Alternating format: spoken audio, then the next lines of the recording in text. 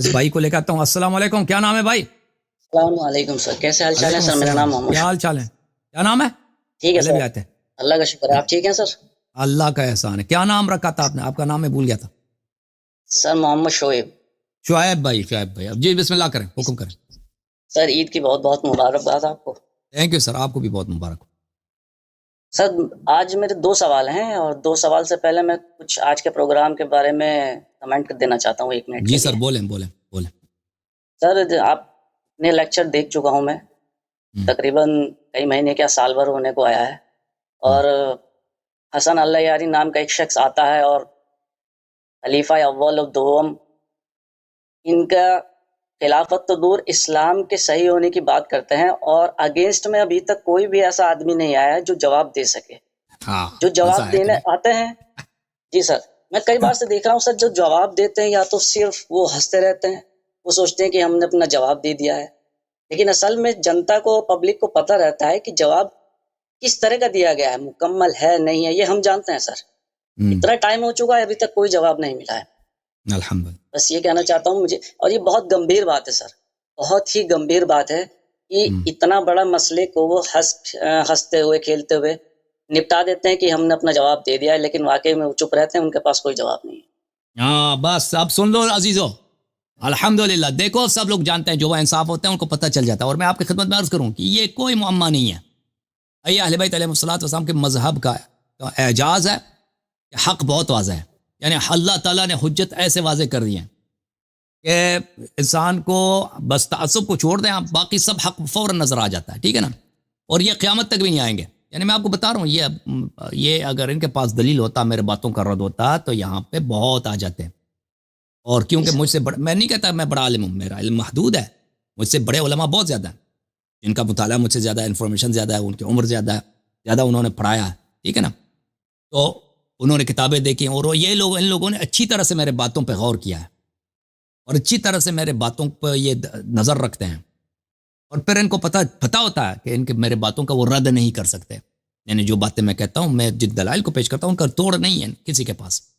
تو اس لیے عرض یہ ہے کہ یہ کبھی نہیں آئیں گے, اور میں کبھی یہ چیلنج نہیں دیتا نا بھائی کہ میں اپنا نام چینج کروں گا, میں پاکستان آؤں گا, تم مجھے ذبح کر دو, طالبان کے حوالے کر دو, میں نہیں کہتا, کیونکہ یہ تو بہت ہی بھیانک ایک انسان کا جو ہے مقدر ہے نا, کہ آپ دشمن کے پاس چلے جائیں, دشمن آپ کو ذبح کر کے رکھ دیں, ٹھیک ہے نا. تو اس لیے میں کہہ رہا ہوں, میں ٹھوس, محکم, بھرپور ارادے کے ساتھ کہہ رہا ہوں کہ میرے باتوں کا رد نہیں ہے ان لوگوں کے پاس, اس لیے کہ مجھے یقین ہے, میں نے بہت اس بیک گراؤنڈ کو چیک کیا, ڈبل ٹرپل 100 دفعہ, ہنڈریڈز آف ٹائمز میں نے چیک کیا, میرے ساری باتیں مسائل پہ صحیح ہیں. جی سر, بسم اللہ کریں. سر میرا ایک سوال ہے, ایک حدیث ہے سر مسند احمد کی 12145, جس میں ہے سر, جو آدمی کسی امام کی اطاعت کو لازم نہیں رکھا, یعنی کسی آدمی نے اپنا امام کو نہیں منایا, تسلیم نہیں کیا, وہ جاہلیت کی موت مرے گا.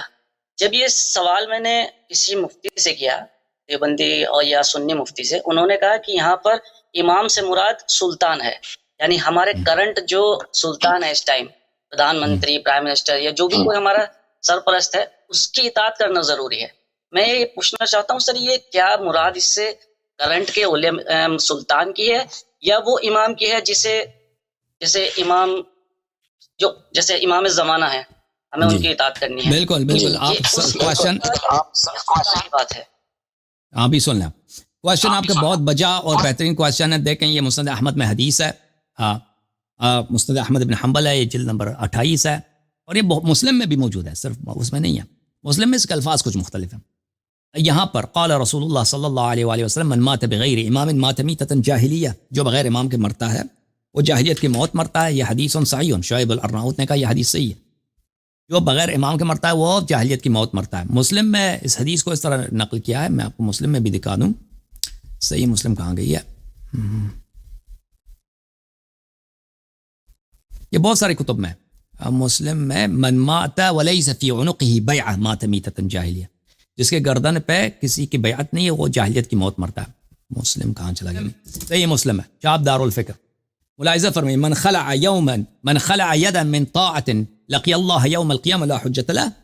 اچھا, اور اس کے بعد ہے ومن مات، جو مر جائے ولیس فی عنقہ بیعۃ، اس کے گردن پہ بیعت نہیں، مات میتۃ جاہلیہ، جاہلیت کی موت مرتا ہے. تو یہ اس کا مصداق کون ہے؟ یہ جس کی بیعت آپ کے گردن پہ نہیں ہے، آپ اپنے امام کو نہ بغیر امام کے مر جائیں، یا آپ جاہلیت کی موت مریں گے. جاہلیت کا موت آپ کو تو پتہ ہے نا، جاہلیت کا موت ہے یعنی آپ بغیر ایمان کے آپ مر جائیں گے. ٹھیک ہے نا. آپ یہ میرے بھائی شاید ہندوستان میں رہتے ہیں، ٹھیک ہے نا. اب ان کے حکمران کون ہے؟ مودی صاحب ہے. جس کے گردن پہ مودی کی بیعت نہیں ہے، ٹھیک ہے نا، وہ اسلام سے خارج موت مرتا ہے. یہ ان کے یہی بنتا ہے نا.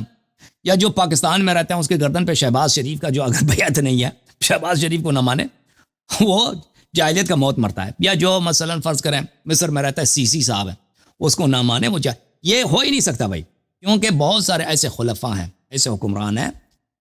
میں نے عرض کیا تھا آپ کی خدمت میں، یہاں پہ ایک مناظر صاحب آئے تھے ہمارے ساتھ مناظر کرنے، ڈاکٹر کیا نام تھا، ڈاکٹر زبیر صاحب.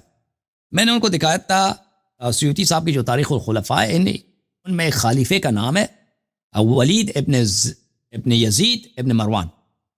وہ شخصیت تھا کہ وہ حج پہ جانے کا ارادہ کیا. اس نے حج پہ کس لیے؟ اللہ کی عبادت کے لیے نہیں. اس کا ارادہ یہ تھا کہ میں حج پہ جا کر خانہ کعبہ کی چھت پہ بیٹھ کے میں نے شراب پینی ہے.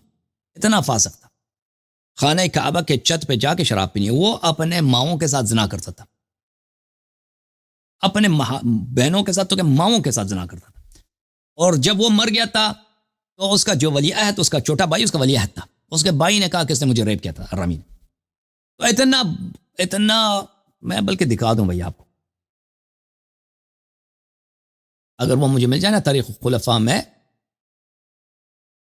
یہ خلیفہ جو تھے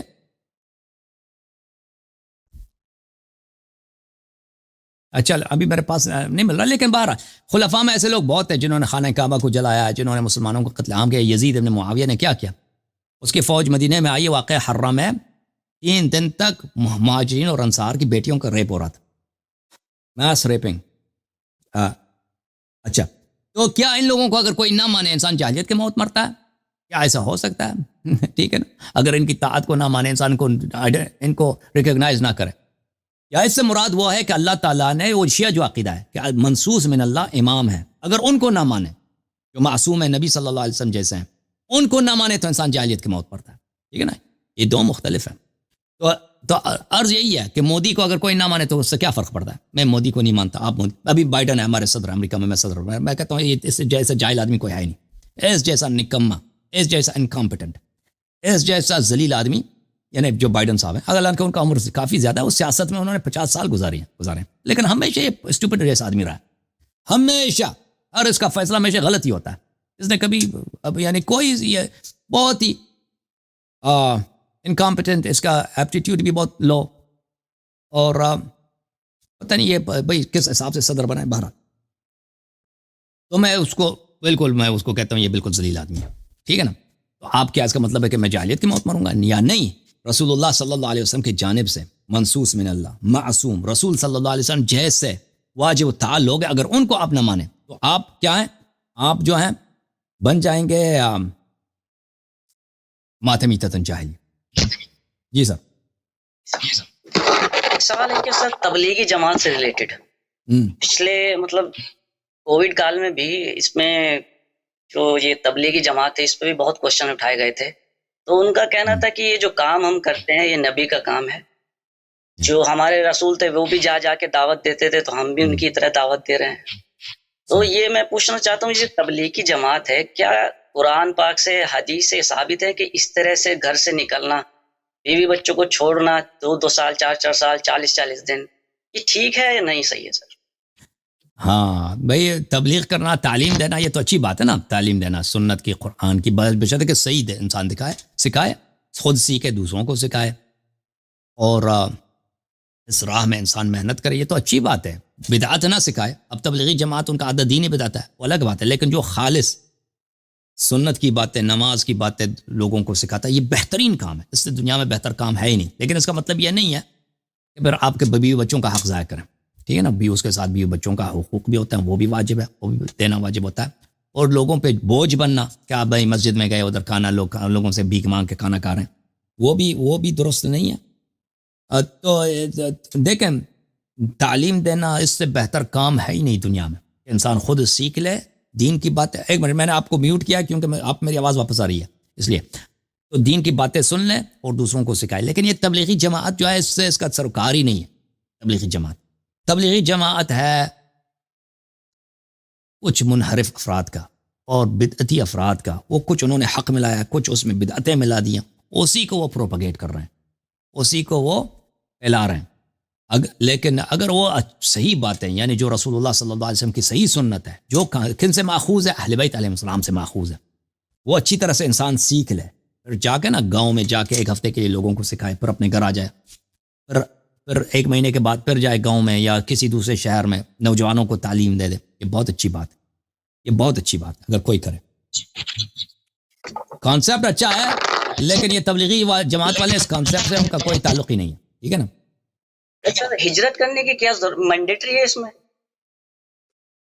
نہیں، کوئی اگر تعلیم کے لیے اگر ضروری ہے، مثلا کسی جگہ پہ آپ کو ضرورت ہے، آپ چلے جائیں، اس کے بڑا ثواب ہے. تو لیکن اگر وہاں پہ ضرورت نہیں، آپ اپنے گاؤں میں، اپنے شہر میں، اپنے علاقے میں، وہاں پہ آپ کر سکتے ہیں، اپنے علاقے میں کر لیں. ایک سوال ہے سر سجدے سے متعلق. میں نے جب بھی دیکھا ہے سر، جیسے میں ادھر ادھر گیا ہوں، تو کیا سب سے پہلے تو میں پوچھنا چاہتا ہوں کہ سجدہ جو ہے وہ اللہ کے سوا کسی اور کو جائز ہے یا نہیں ہے؟ دوسری بات، میں نے دیکھا ہے کہ بہت سارے جو شیعہ حضرات ہیں، جیسے ہی اندر مسجد ہو یا امام بارگاہ ہو، جاتے ہی سب سے پہلے سر سجدہ کرتے ہیں. یہ سجدہ سر میں پوچھنا چاہتا ہوں، یہ اللہ کے لیے ہوتا ہے یا امام کے لیے ہوتا ہے؟ ان کے دل میں سر یہ رہتا ہے کہ ہم امام کے سامنے جھکنا چاہتے ہیں. دیکھیں، شیعہ مذہب میں اللہ کے علاوہ کسی اور کے سامنے سجدہ کرنا حرام ہے. یہ بعض لوگ نہیں جانتے اس بات کو. تو جو لوگ آپ کہتے ہیں نا مسجد جا کر یا امام بارگاہ جا کے سجدہ کرتے ہیں، وہ کس کے لیے سجدہ کرتے ہیں؟ وہ تو اس کے دل میں ہے نا. اگر وہ اللہ کے لیے سجدہ کرتے ہیں، یہ تو بہترین کام ہے. یہ کوئی کہہ سکتا ہے بھئی اللہ کے سامنے سجدہ کرنا یہ غلط بات ہے، اس کے لیے کوئی وقت بھی معین نہیں. آپ کسی بھی وقت اللہ کے سامنے سجدہ کریں، شکر ادا کریں، استغفار کریں، یہ بہترین کام ہے. لیکن غیر اللہ کے لیے، اللہ کے علاوہ، چاہے وہ پیغمبر ہے، چاہے فرشتہ ہے، چاہے امام حسین علیہ السلام ہے، کسی کے سامنے سجدہ نہیں کر سکتے. اس کے دلائل کیا ہیں؟ دیکھیں، جو یہ ذاکر حضرات کہتا ہے سجدہ تعظیمی، اس کو آپ مان لیں. سجدہ تعظیمی شریعت میں کوئی چیز نہیں ہے بھائی. ملاحظہ کریں، حضرت آدم علیہ السلام کے سامنے ملائکہ نے جو سجدہ کیا تھا وہ اللہ کے لیے کیا تھا. آدم صرف ایک قبلت ہے، وہ کسی سجدہ اللہ کے لیے تھا. یعقوب علیہ السلام نے جو یوسف علیہ السلام کے سامنے سجدہ کیا تھا وہ اللہ کی شکر کے لیے سجدہ کیا تھا. اور یعقوب علیہ السلام مسجود جو ہے اللہ تھا، مسجود اس میں یوسف نہیں تھا. میں سب اہل بیت علیہ السلام کے احادیث سے آپ کے سامنے پیش کروں گا. یہ کتاب وسائل الشیعہ جزء 6 چاپ مؤسسۃ آل البیت علیہم السلام. یہاں پہ ملاحظہ فرمائیے صفحہ نمبر 385 میں. بلی رسول اللہ صلی اللہ علیہ وسلم، حضرت امام جعفر صادق علیہ السلام فرماتے ہیں کہ رسول اللہ صلی اللہ علیہ وسلم ایک دن اپنے اصحاب کے ساتھ بیٹھے تھے، وہاں سے ایک اونٹ گزری ہے. فجاء حتى ضرب بجرانه الارض ورغا، وہ اونٹ آ کے اس نے اپنے سینے کو زمین پہ مارا ہے، اپنے گردن کو زمین پہ لگایا. رسول اللہ صلی اللہ علیہ وسلم کے سامنے بہت ہی محبت کا اظہار کیا، تذلل کا اظہار کیا. صاحب ایک شخص نے وہاں پہ کہا یا رسول اللہ اسجد لك هذا البعير، یا رسول اللہ کیا اس اونٹ نے آپ کے سامنے سجدہ کیا؟ فنحن احق ان نفعل، ہم بھی سجدہ کریں آپ کے سامنے، ہم آپ کے صحابہ ہیں. اگر ایک اونٹ آ کے سامنے اس طرح زمین پہ اپنے آپ کو مار دیتا ہے تو ہم بھی کریں. تو اس میں نہیں ہے، اس حدیث میں یہ نہیں کہ اونٹ نے سجدہ کیا تھا، اونٹ نے اپنا سینہ، گردن وغیرہ زمین پہ لگایا. تو صحابہ نے کہا کہ ہم آپ کے لیے سجدہ کریں، یہ تو بڑی آپ کا حق بنتا ہے. تو رسول اللہ صلی اللہ علیہ وسلم نے فرمایا لا بل اسجدوا للہ، فرمایا کہ نہیں، سجدہ صرف اللہ کے لیے کرو. دوسری حدیث میں یہی حدیث ہے، اس میں لا بل اسجدوا للہ ان هذا الجمل یشکو اربابہ. رسول اللہ صلی اللہ علیہ وسلم نے فرمایا کہ نہیں، تم اللہ کے لیے سجدہ کرو، یہ جو اونٹ ہے ادھر آیا ہے، یہ اپنے مالک سے میرے ساتھ شکایت کر رہا ہے. تو پھر اس کی شکایت کیا تھی وغیرہ وہ حدیث میں موجود ہے. اچھا، اگلا جو حدیث ہے ملاحظہ فرمائے صفحہ نمبر 387 وسائل الشیعہ کے جلد نمبر 6 میں. ان زندیقا قال له، ایک زندیق نے امام جعفر صادق علیہ السلام سے عرض کیا افیصلح السجود لغیر اللہ، کیا جائز ہے کہ انسان اللہ کے علاوہ کسی اور کے لیے سجدہ کرے؟ قال اللہ، فرمایا کہ نہیں. تو اس نے کہا کہ فکیف امر اللہ الملائکۃ بالسجود آدم، تو یہ آدم کے سجدے والی جو حدیث ہے اس کی تفصیل آ جائے گی ابھی اگلے حدیث میں. علی ابن ابراہیم اپنے تفسیر میں روایت کرتے ہیں اچھا کہ کسی نے حضرت امام محمد ہادی علیہ السلام سے پوچھا کہ یعقوب علیہ السلام نے جو سجدہ کیا تھا، یعقوب اور یعقوب کے بیٹوں نے، کیا انہوں نے یوسف علیہ السلام کے لیے سجدہ کیا تھا؟ یہ تو نبی تھے، یہ کیسے ہو سکتا ہے کہ یعقوب ایک نبی ہیں اور اس کے بیٹے یہ سب جا کے غیر اللہ کے لیے سجدہ کریں؟ فرمایا اما سجود یعقوب وولدہ فانہ لم یکن لیوسف. حضرت امام ہادی علیہ السلام نے فرمایا، ہمارے 10ویں امام علیہ السلام نے فرمایا کہ یعقوب علیہ السلام نے جو سجدہ کیا ہے اور اس کے بیٹوں نے سجدہ کیا، انہوں نے یوسف کے لیے سجدہ نہیں کیا. انما کان ذلک منہم طاعتا للہ وتحیۃ لیوسف، یہ اللہ کی طاعت میں اور یوسف علیہ السلام کو سلام کرنے کی بات تھی. کما کان السجود من الملائکہ لآدم کان ذلک منہم طاعتا للہ وتحیۃ لآدم، یہ اللہ کی طاعت تھی اور آدم علیہ السلام کی تحیت تھی. فسجد یعقوب وولدہ ویوسف معہم شکرا للہ، یہ جو سجدہ ہوا اس میں یوسف خود نے بھی سجدہ کیا، یوسف نے، یعقوب نے اور یعقوب کے بیٹوں نے، یوسف علیہ السلام کے بھائیوں، ان سب نے اللہ کے شکر کے لیے سجدہ کیا تھا. لاجتماع شملہم، کہ اللہ تعالیٰ نے ان کو دوبارہ اکٹھا کیا، یہ گھرانہ دوبارہ اکٹھے ہوئے مصر میں. الا ترى انه يقول في شکر ذلك الوقت رب قد آتيتني من الملک، یہ دیکھو کہ یوسف علیہ السلام نے اس سجدے کے وقت دعا بھی کیا تھا، وہ قرآن میں موجود بھی ہے.